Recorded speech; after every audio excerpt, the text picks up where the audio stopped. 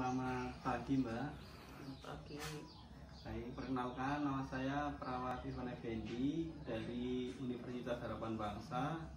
Di sini saya akan memberikan pendidikan kesehatan tentang artritis rheumatoid atau yang sering disebut dengan rematik, Mbak. Untuk waktunya kurang lebih 10 menit. Sebelum saya mulai, apakah ada pertanyaan dari Mbahnya? Dari tanya mboten Mbak ya. Kali kula Tanya nopo sih? terkait rematik pegel-pegel. Pegel-pegel itu rumput dangu, damel pegel-pegel. Mun dangu nggih. Mungkin. Nggih. Baik, saya akan menjelaskan tentang rheumatoid atau yang sering disebut dengan rematik itu apa. Di sini kelainan peradangan yang terutama mengenai persendian umumnya ditandai dengan nyeri persendian, kaku sendi, penurunan mobilitas dan keletihan, Mbak. Riki. Nggih. Riki. Damel pegel. Nggih, tanda dan gejalanya sakit persendian disertai kaku dan gerakan terbatas. Yang kedua, lambat dan laun membengkak, panas merah, lemah. Selanjutnya, semua sendi bisa terserang panggul, lutut, pergelangan tangan, siku, rahang dan bahu, lemah, demam, berat badan turun atau anemia, Mbak. Jadi ketika Mbaknya kena rematik itu bisa berat badannya menurun karena menahan rasa sakitnya, Mbak. Terus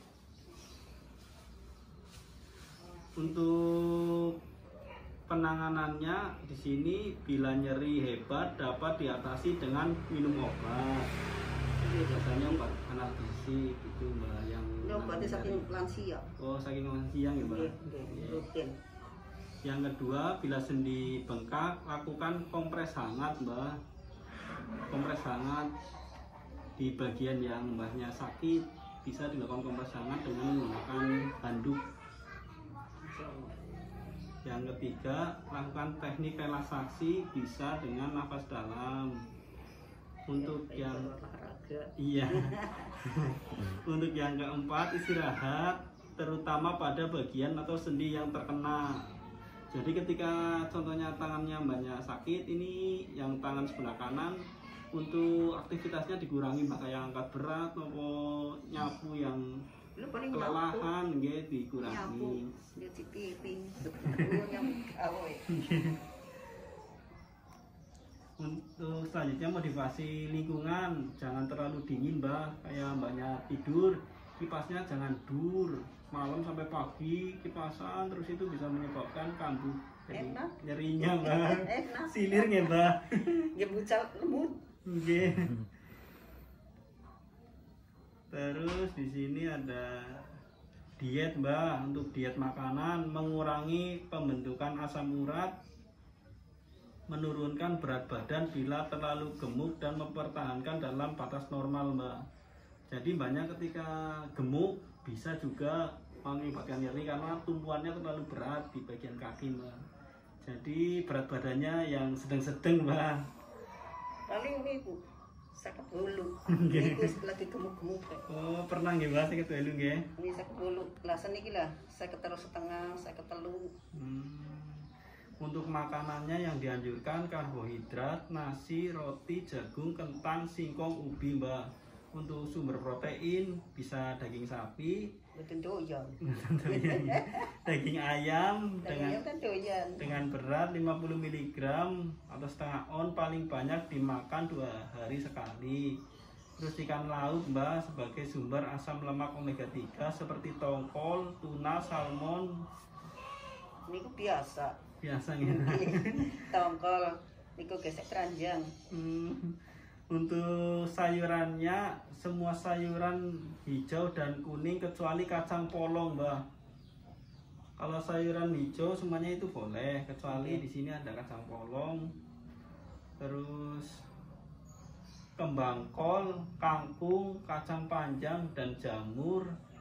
sebagai sumber vitamin dan protein yang dapat mengurangi kerusakan akibat rematik, Mbak. Paling banyak dimakan setengah on dan paling sedikit dimakan 2 hari sekali. Untuk buah-buahan segar sebagai sumber flavonoid yang dapat meningkatkan efek antioksidan dan vitamin C untuk efek anti peradangan, Mbak.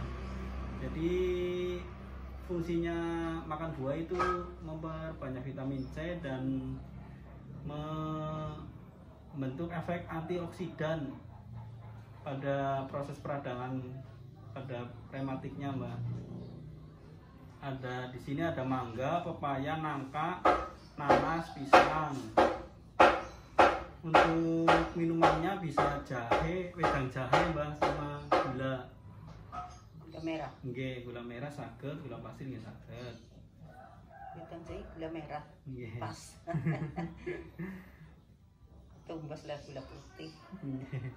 Untuk bumbu yang diperolehkan yaitu semua bumbu masakan kecuali jenis penyedap dapat diganti dengan sedikit gula dalam masakan, Mbak.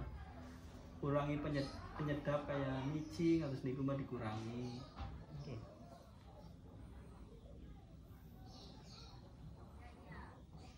Baik, Mbak, untuk penjelasan tentang rheumatoid arthritis atau yang disebut dengan rematik cukup dari saya. Sebelum penutupan, apakah Mbahnya ada pertanyaan? Mengenai cara menangani rematik, terus makanan yang dihindari, terus makanan yang seharusnya dimakan, pun jelas mboten Mbak. Niku sih pun biasa di niku. Pun biasa teng bae pun di niku nggih pun paham lah nggih Mbak nggih. Nek lansia mesti niku. Oh, berarti nek lansia pun dijelasin nggih. Masalah penyakit, masalah makanan, masalah gizi-gizi, apa sih dikurangi. Nggih. Berarti Mbak sampun paham nggih, Mbak. Untuk yang selanjutnya saya akan mengajarkan teknik relaksasi nafas dalam, Mbak. Ketika Mbahnya mengalami rasa sakit pada bagian persendian, di sini untuk non farmakologinya ada relaksasi nafas dalam, Mbak. Untuk caranya saya akan mempraktekkan terhadap Mbahnya.